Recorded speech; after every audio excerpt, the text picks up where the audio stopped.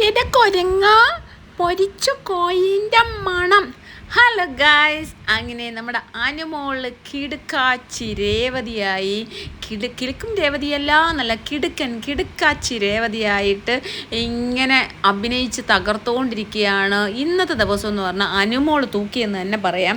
അതിൻ്റെ കൂടെ സാബുമാനുണ്ട്. സാബുമാൻ കറക്റ്റ് പട്ടണത്തിൽ ഭൂതം തന്നെയായി. ഭൂതത്തിൻ്റെ സൗണ്ടും ഭൂതം സംസാരിക്കുന്ന രീതികളും അത്യാവശ്യം വളരെ നന്നായിട്ട് തന്നെ സാബുമാൻ പെർഫോം ചെയ്യുന്നുണ്ട് കേട്ടോ. നമ്മളിങ്ങനെയുള്ള ഒരു അവസരങ്ങളിലാണ് ഇവരുടെ ടാലൻസ് ഒക്കെ നമുക്ക് അറിയാൻ പറ്റുക. ഇവർ ചുമ്മാ അവിടെ ഇവിടെയൊക്കെ മുങ്ങി അവിടെ ഇവിടെയൊക്കെ ബീൻസ് ബാഗിലും അവിടെ ഇവിടെയൊക്കെ പോയിരുന്നു കഴിഞ്ഞാൽ നമുക്ക് ഇവരെ എന്താണ് ചെയ്യുന്നതെന്ന് അറിയാൻ പറ്റില്ല. പിന്നെ അത് കണക്ക് എപ്പോഴും അടിയും വടക്കും. പക്ഷേ ഇന്നെന്ന് പറഞ്ഞാൽ ഭയങ്കര പോസിറ്റീവ് വൈബാണ് ഹൗസ്. ആ ഒരു പരകായ പ്രവേശം നമ്മൾ നേരത്തെയൊക്കെ കണ്ട ബിഗ് ബോസ് സീസണിലേക്ക് പരകായ പ്രവേശം ഉണ്ടല്ലോ, മറ്റൊരാളാവുക, അതുപോലുള്ളതൊക്കെ സത്യം പറഞ്ഞു കഴിഞ്ഞാൽ അങ്ങ് തകർത്താടുകയാണ് ചെയ്യുന്നത്. ബെസ്റ്റാണ് കേട്ടോ അനുമോളുടെ.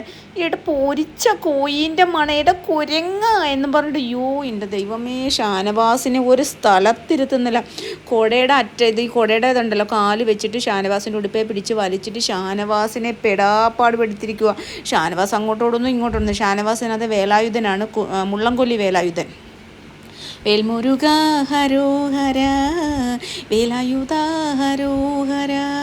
അങ്ങനെ ഓരോരുത്തർക്കും അവരുടേതായിട്ടുള്ള ഓരോ കഥാപാത്രത്തിനെ കൊടുത്ത വളരെ നല്ല രസകരമായിട്ടുള്ള ബിബിയുടെ മാരത്തൺ ഡാൻസാണ് ഇപ്പോൾ ഈ ഒരു വീക്കിലി ടാസ്കിൻ്റെ ഭാഗമായിട്ട് നടന്നുകൊണ്ടിരിക്കുന്നത്.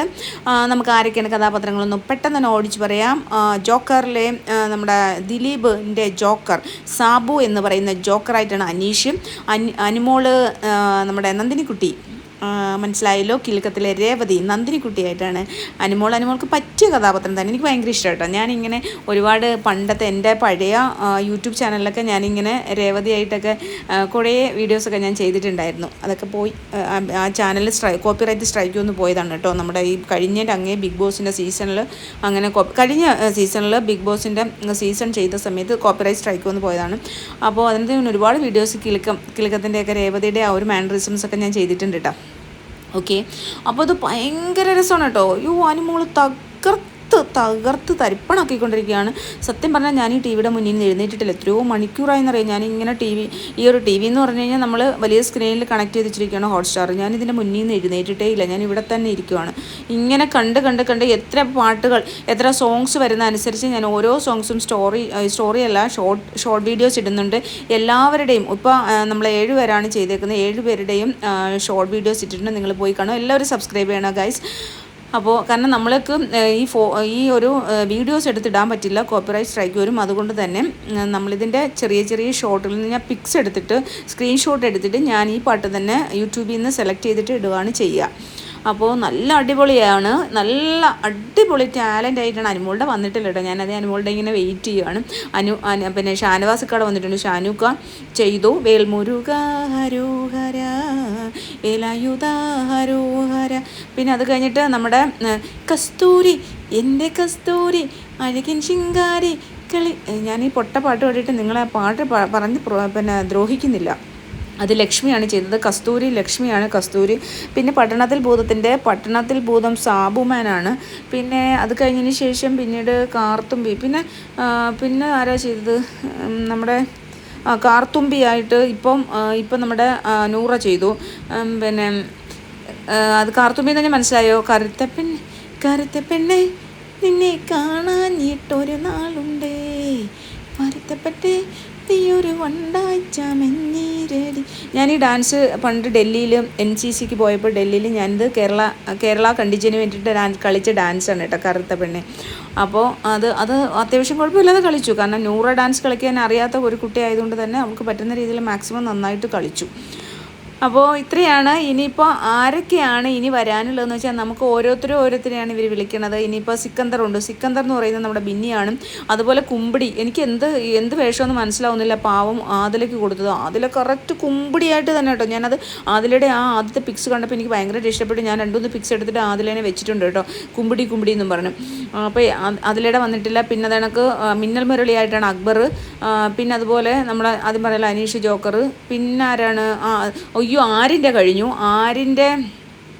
എന്തായിരുന്നു മായാമോഹിനിയായിട്ടാണ് ആര്യൻ്റെ ഡാൻസ്. ഞാൻ അതെല്ലാം ഷോർട്ട് ഇട്ടിട്ടുണ്ട് കേട്ടോ. നിങ്ങൾ ഷോർട്ട് നോക്കിയാൽ എൻ്റെ ഷോർട്ട് വീഡിയോ പാട്ട് സോങ്സ് വെച്ചിട്ട് ചെയ്തിട്ടുണ്ട് കേട്ടോ. അപ്പം ഇത്രയാണ്. പക്ഷെ നല്ല അടിപൊളിയാണ് കേട്ടോ. നല്ല ഇന്നാണ് സത്യം പറഞ്ഞാൽ BB കണ്ടതിൽ ഏറ്റവും എനിക്ക് ഒരു ഹാപ്പിയസ്റ്റ് ഡേ ആയിട്ട് തോന്നിയത് ഇന്നാണ് കേട്ടോ. അതുവരെ നമ്മൾ അടിയും വഴക്കും. ഇപ്രാവശ്യം എനിക്ക് ക്യാപ്റ്റനായപ്പോൾ എനിക്ക് ഭയങ്കര ടെൻഷനായിരുന്നു. ദൈവമേ, ഈ പ്രാവശ്യം സ്ട്രെസ്സ് തന്നെ ആയിരിക്കും. കാരണം ഇവരിങ്ങനെ വഴക്കിടുമ്പോൾ നമുക്ക് ഈ റിവ്യൂ പറയുന്ന ആൾക്കാർക്കും ഇത് കണ്ടുകൊണ്ടിരിക്കുന്നവർക്കും ഭയങ്കര സ്ട്രെസ്സാണ് സത്യം പറയാലോ. കാരണം നമ്മളിത് കാണാതെ നമുക്ക് റിവ്യൂ ചെയ്യാൻ പറ്റില്ല. അപ്പം നമ്മളിത് കാണുമ്പോൾ നമുക്ക് കാണാതിരിക്കാനും പറ്റില്ല, കാണാനും പറ്റില്ല. ഭയങ്കര സ്ട്രെസ്സാണ് ഗൈസ്. അപ്പോൾ അതുകൊണ്ട് ഇന്ന് രാവിലെ ഞാൻ രാവിലെ കാണാൻ വന്നപ്പോൾ ഞാനിവിടെ പറയായിരുന്നു, അയ്യോ എനിക്ക് ഇന്ന് ഭയങ്കര സ്ട്രെസ്സായിരിക്കും ഇനി 2-3 ദിവസം. കാരണം ആദിലയാണ് ക്യാപ്റ്റൻ. അനീഷുമായിട്ട് അടി ഉണ്ടാവുമോ, ആരുടെ അടുത്തൊക്കെയാണ് അടി ഉണ്ടാവുന്ന പ്രശ്നങ്ങളാവുമോ, ഇതൊക്കെ ആയിരുന്നു രാവിലെ. പക്ഷേ വളരെ നല്ല ഇന്ന് മാരത്തൺ ഡാൻസ് എന്നുള്ളൊരു ടാസ്ക്കാണ്, വളരെ കോമഡി ടാസ്ക്കാണ് കൊടുത്തിരിക്കുന്നത്. ഭയങ്കര ഗ്രേസ്ഫുള്ളായിട്ടാണ് എല്ലാവരും ചെയ്യുന്നത്.